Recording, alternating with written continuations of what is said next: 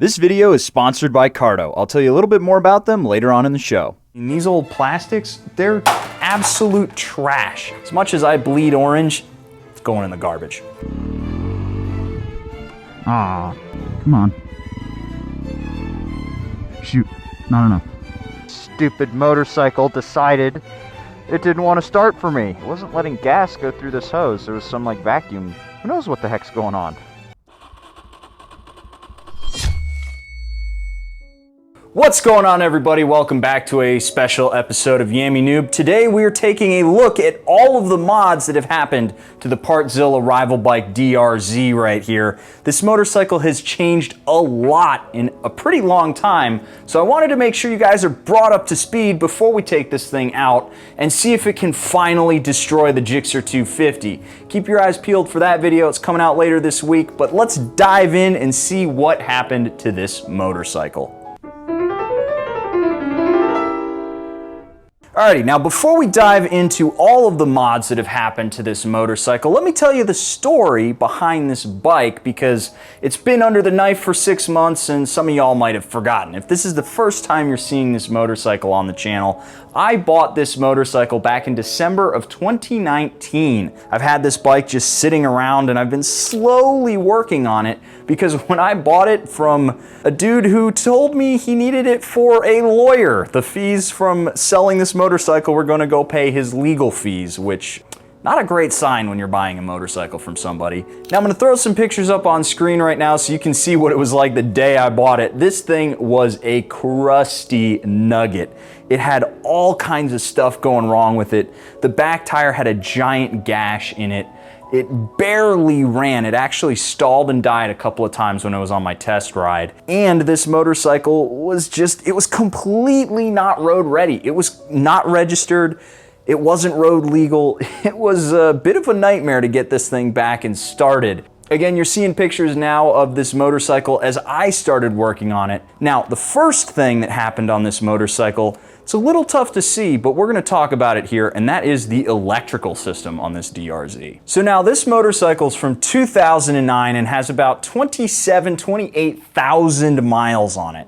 And DRZs, no matter how old they are, live a very hard life.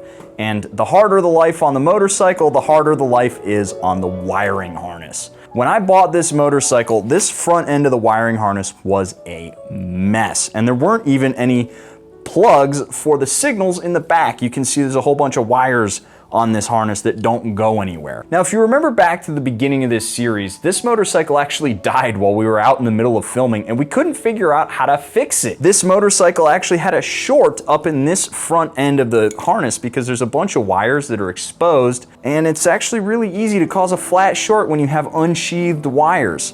It actually blew a 20 amp single fuse right here in the back of the motorcycle. And so what we did to start eliminating all of the electrical gremlins right away, which was super easy on this motorcycle, is replace this old busted wiring harness with a new one in this bike. It's the quickest way to make sure that you quash all electrical gremlins right away in one fell swoop. Anything else, and you gotta be looking at stuff like your starter motor, your stator, your rectifier, all of that other stuff. But I knew for a fact that this problem was due to the front end situation on this motorcycle. It solved the problem just like that.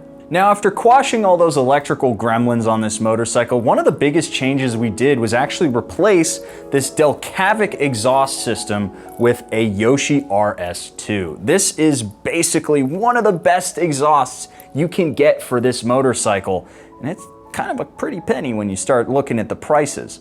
This Delcavic system, I use these a handful of times on bikes when I need a quick and dirty exhaust that works really well and doesn't require a bunch of tuning and so forth. But I always recommend getting a nicer brand exhaust on your motorcycle, especially when you're trying to get it to run really well.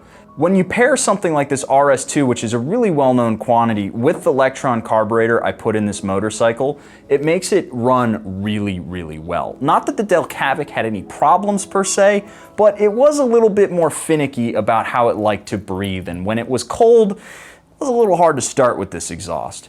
Now, this RS2, no problems, sounds great, runs great, and again, with the Electron, mwah, chef's kiss.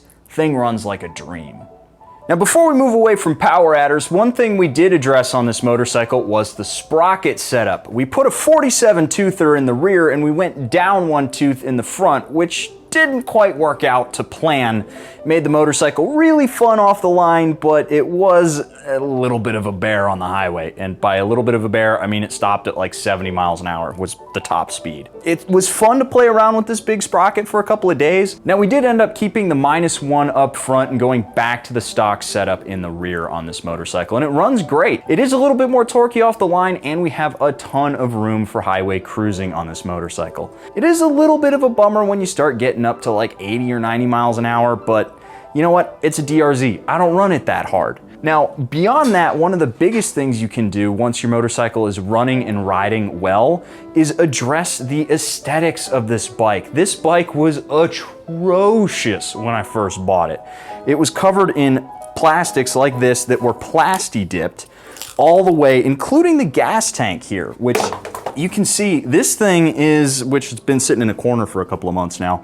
It's still pretty dinged and dented up, and it was leaking gas at one point. This thing was a bit of a nightmare. So I actually ended up buying myself this little gas tank right here, which added an extra gallon for the rideability of this bike. 2.3 gallons is not, or 2.6 rather from stock. Not that great on this motorcycle, but I did have a rear gas can on it. I like the idea of just having more gas in the tank. So I bought this tank and added it to the build, and it worked out really well with the rest of this package on here with all of these new plastics and these graphics. The design of this livery was done by Lee Stewart over at Rogue Labs, and he sent it to us ready to rock and roll on this motorcycle. We did apply it over here to the gas tank and a couple of other spots, but it was a really easy thing to slap this livery on here. If you're looking at addressing how your motorcycle looks, I mean, these old plastics, they're absolute trash at this point. This stuff, it scratches so easily, and it doesn't last all that long. So it was nice to put a new set protected by this great livery on here. And it's actually really easy to do, and it's a great way to make your motorcycle go from looking like a giant hunk of garbage into something that you can actually be proud to ride around on. I'd really recommend you guys not sticker bomb your motorcycle and actually try and get a livery for it if that's the way you want to go in restoring your motorcycle. Now, personally, one of the biggest things that I wanted to address on this build with this motorcycle was the headlight. This was the headlight that came with the bike when I bought it, and I hate this headlight. It is trash. The lights aren't very bright. They're pointed in the wrong spot. There's no way to adjust the angle without actually ripping the thing off, and it's just more work than it's worth. Yeah, it's a nice little H4 plug and it hooks right up, but man, this thing, it only serves to get you street legal, and that's about it. It's actually unsafe at night, and I don't know, I don't really like the look of it. It looks kind of, you know, 2006 KTM, and as much as I bleed orange, that ain't worth it. Yeah, that ain't working. It's going in the garbage.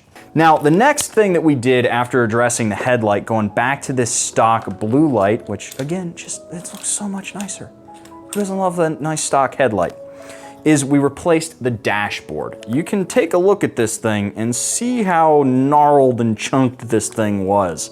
After about 28,000 miles on the road and being upside down more than once, this dashboard is spent. And we actually went with a TrailTech Vapor on here, which is much cleaner, much clearer, and actually makes the motorcycle look more modern. This clunky old boxy dashboard is basically only good now for telling me how many miles I had on it before I switched. It's really just a piece of junk. I do still need to get the surround for the Vapor Dash so that I can wire the lights to it a little bit cleaner than just having the old stock lights sitting under the handlebars like it currently is. But that's just something I can do later on down the line.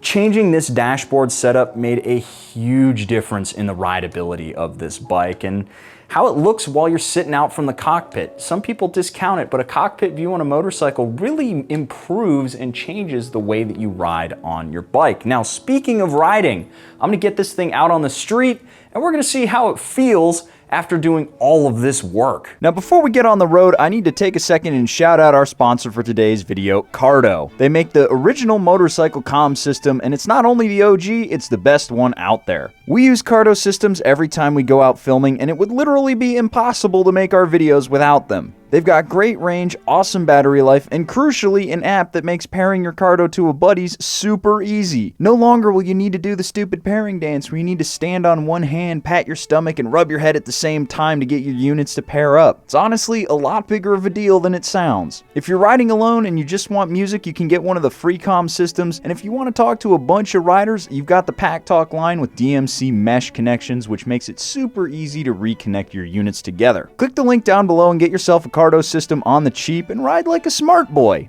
Back to you, Spite. Stupid motorcycle decided it didn't want to start for me. It wasn't letting gas go through this hose. There was some like vacuum issue, which is weird because I checked all these vacuum lines and they're working. So who knows what the heck's going on? Just DRZ things, I suppose.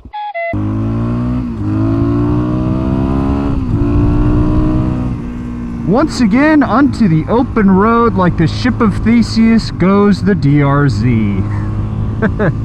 Oh boy, it has been a long road to getting this motorcycle where it is today. And where it is today is a running and riding motorcycle that's actually reliable. Aside from that little thing I said about the vacuum lines. Not sure what was going on there. All I needed to do was take the gas line off the tank and I don't know, it started working. Thought for a second the petcock was clogged, but it was not. So, just DRZ things. But yeah, so this motorcycle, I can reliably start it every time on the second crank, no matter how cold it is, no matter how hot it is. And that's down to the Electron, which I put in there a long time ago, but I finally have it tuned correctly with the RS2. That has made a huge difference in the ease of use of this motorcycle. It's way just easier to get on and go with the RS2 versus the Delcavic. The Delcavic was fine, but it's one of those exhausts where, because it's a lesser known brand, or it's not super duper desirable, there's not a lot of people out there who are like, yeah, I'm gonna go get a Delcavic for my bike right now because it's cool versus something like an Acra system or a Yoshi, you know. People tend not to think that way. They usually put it on older bikes like resto bikes and projects and stuff like that, which is exactly what I did with it, and for that purpose worked great. But having the RS2 really made the motorcycle, it didn't make it come to life necessarily. It's not like, oh man, put an exhaust on and it's a whole other bike. Nah. It sounds great and it looks great, but it just made the bike a little bit more normal. There's still a lot of tuning I could do with this motorcycle. I could get in and really do a lot of fine tweaking and tuning, but honestly at this point it runs and rides, so do I care? Not really. Let's get on a twisty bit of road. Now, the biggest thing that I think made a huge difference on the bike was the sprocket swap. Going down one tooth in the front and then going back to the standard DRZ SM rear sprocket, 41 teeth, made a huge difference in the overall torquiness and rideability of the bike. Before it was kind of anemic. Took a really long time to get to the power, and with an engine this agricultural, you want it to be, you know, big whack of torque. So this thing with the new sprockets set on here really makes a huge difference. I would not go any more than -1 up front. I would not screw with the rear unless you're getting like a 43 tooth or a 42 tooth, just 1 or 2 teeth in the rear, and then don't screw with the front, because anything else and you're really going to hamper the top speed on this bike. I left my blinker on.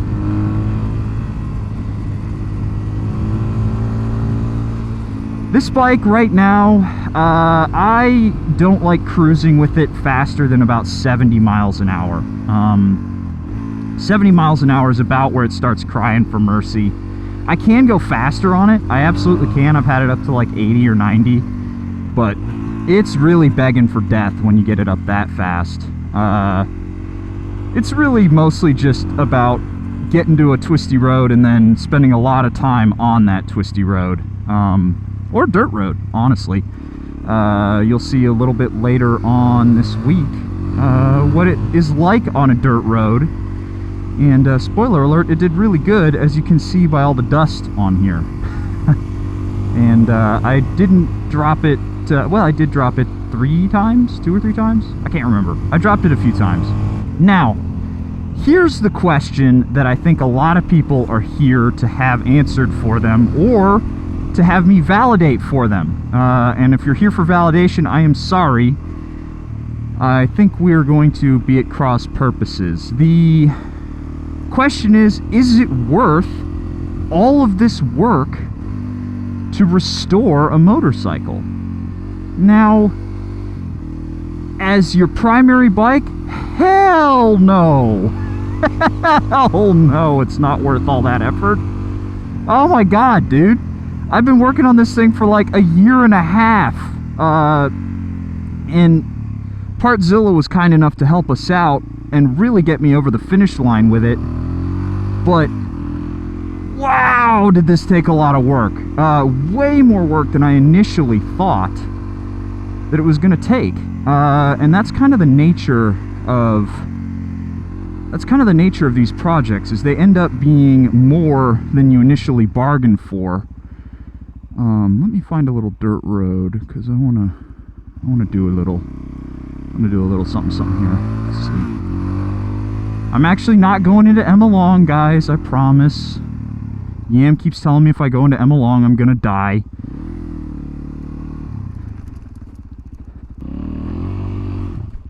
Ah. Come on. Shoot, not enough. Yeah, there we go. Just practicing my J-turns a little bit. Alright, let's get back underway. So, worth it? No! God, no, dude! Absolutely not. I bought this motorcycle for $2,300. I bought a $600 carburetor. I bought some other stuff, probably totaling the wheels, tires, exhaust. Not wheels, tires and exhaust, totaling about $250 to $300. So we're talking $1,000. And that's before we get into the Partzilla parts, which were about $1,500, which is $2,500. And man, all that in, we're talking $5,000 to rebuild this DRZ. If this was your primary motorcycle, no way. You are better served taking that 5 Gs and putting it into a motorcycle that you can run and ride reliably without, you know, having to do all these little things to fix it up. Now, I will say that I have had a really good time getting in and getting to know this motorcycle and rebuilding it. And, you know, I do think there's a place for the Project Resto bike deal. You got your running and reliable motorcycle sitting in the garage. Just add a project bike as something you can tinker with on the weekends. A project motorcycle is a lot like an incontinent rescue dog. They're never going to be 100% right. You're never gonna be able to solve all their problems. The best you're going to be able to do is give them a good home for their sunset years, you know? And I feel like that's what I've done with this motorcycle. And I've got my SMCR sitting in the garage. I have access to a whole bunch of giveaway bikes that I ride all the time through work. So having this motorcycle as kind of my pet project, my toy, has been fun. And again, I, was helped out with Partzilla. They, gave me a ton of parts for this motorcycle. But it's worth remembering that took me 6 months, guys. It took me 6 months to rebuild this motorcycle, even with their help. Yeah, we were on a production timeline and all that stuff. But I feel like most folks are probably buying one part a month with their, spare cash that they've got, going out, seeing movies, eating dinners, going to the bars, all that stuff, spending their, fun money. And then they've got a little bit squirreled away for buying a mod here or there. I feel like if you're getting a project bike, you're probably doing one thing a month. So it is probably going to take you about 6 months to rebuild a motorcycle, if not more. So you can't trust this bike to be your daily rider. Now, with all that being said, I think I'm going to start wrapping my thoughts up before I start rambling. So again, if you're a new rider, don't look at getting some used motorcycle that you're like, yeah, I'm going to fix it up and then I'm going to ride it around. That's a lot to ask for a new rider, especially if you've never turned a wrench before. And especially if you've never worked on a carbureted motorcycle like this before. There's an added layer of complexity to this thing that's just not worth the effort. I would rather take a little bit more money up front to buy a motorcycle that works. As your second motorcycle and a weekend project, totally, go for it. But you also need to know when to tap out, because this motorcycle could easily turn into a black hole. I could get somebody to tune the carb perfectly. That'll cost me a couple $100. I gotta get the suspension looked at. That'll cost me a couple $100. You really need to know when enough is enough. And basically at that point, you should just sell the bike and get something else. Now, I hope you guys enjoyed this look at the DRZ 6 months after the fact. Funny story, I actually did take this out on a group ride, and my buddy Don, who helped me buy this bike, took one look at it and he asked me if it was the same motorcycle. So the change really has been that dramatic, and I would say that we have achieved the goal of completely revamping this motorcycle. And hopefully you enjoyed watching that process take place, and hopefully it's inspired you to go out and get your own project if you've already got a second motorcycle. If you've got a primary bike, don't get a project bike if you don't have a primary bike. Just go put that out there. Otherwise you might end up with like a garage of gold wings that need to be taken apart like Shade Tree. God bless that guy. I don't know how he handles all those G-wings, man. It's a lot of work working on one carburetor, let alone 4 or 6. Anyway, hope you guys enjoyed this video. I'll catch you guys in the next one. Now, partner, I gotta tell you, it's real good seeing you here at the end of this here Yammie Noob video. It's me, Cowboy Yam, aka Yosemite Yam, back at it once again. And you click this video right over here. Do me a little solid, okay? You made it to the end of the video. Do me a little favor here. Click this video. Keep watching yourself some of this incredible Yammie Noob content. It's pretty good.